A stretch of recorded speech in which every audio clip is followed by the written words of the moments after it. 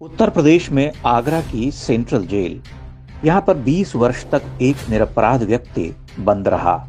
उसका नाम है विष्णु तिवारी। जिस समय जेल की चार दीवारियों के पीछे उसे डाला गया, उस समय विष्णु तिवारी 23 वर्ष का था। उसकी पूरी युवावस्था किसी ऐसे अपराध के लिए भस्म कर दी गई जो उसने किया ही नहीं था। वर्ष 2000 में ललितपुर के रहने वाले विष्णु तिवारी पर 30 किलोमीटर दूर गांव की एक महिला ने बलात्कार के आरोप लगा दिए। कोर्ट में विष्णु तिवारी बेसहारा हो गया। न ढंग का वकील, न कोई सहायता। विष्णु पर SC/ST एक्ट के तहत केस दर्ज हुआ, उम्र कैद हो गई। वह कहता रहा, चीखता चिल्लाता रहा कि उसने रेप नहीं किया, लेकिन कौन सुने, कौन साबित करे। अभिव्यक्ति की आजादी, जीने की आजादी जैसे सुंदर शब्द उसके लिए नहीं थे। उसका भाग्य मुनव्वर फारूकी, उमर खालिद और दिशा रवि जैसा कहां था कि देश के नामी गिरामी वकील बुक्का फाड़ने लगते। रात के 11 बजे ही मीलॉर्ड फरमान जारी कर रिहा करवा देते।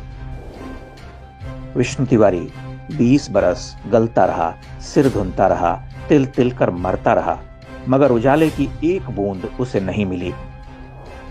इलाहाबाद उच्च न्यायालय ने यह कहते हुए उसे छोड़ने का आदेश दिया कि विष्णु ने कोई अपराध नहीं किया। निचली अदालत ने उसे बिना किसी सबूत के ही सजा सुना दी थी। न्यायालय में यह भी सिद्ध हुआ कि विष्णु तिवारी को एक पूरे संस्थागत षड्यंत्र के तहत फंसाया गया।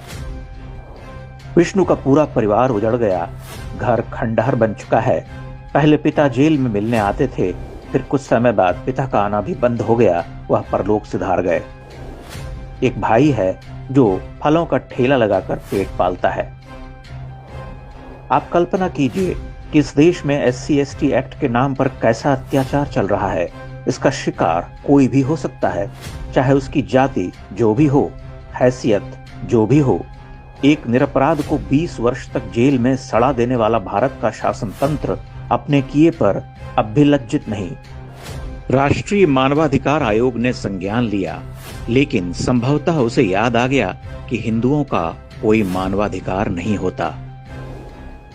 आयोग ने उत्तर प्रदेश सरकार को जो नोटिस भेजा, उसका उत्तर भी मिल गया कि झूठे आरोप में 20 साल जेल में बंद रखना मानवाधिकार का उल्लंघन नहीं माना जाएगा।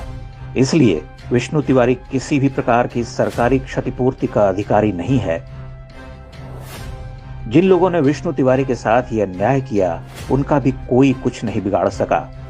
वह दारोगा जिसने रिश्वत के लिए विष्णु को फंसाया, वह आज भी यूपी पुलिस में है। झूठा आरोप लगाने वाली महिला और उसका परिवार भी मजे में है।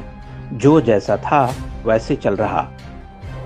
दलित उत्पीड़न के नाम पर आज भी झूठे मुकदमे दर्ज करने वाले और लोगों का जीवन चौपट कर देने का खेल जारी है।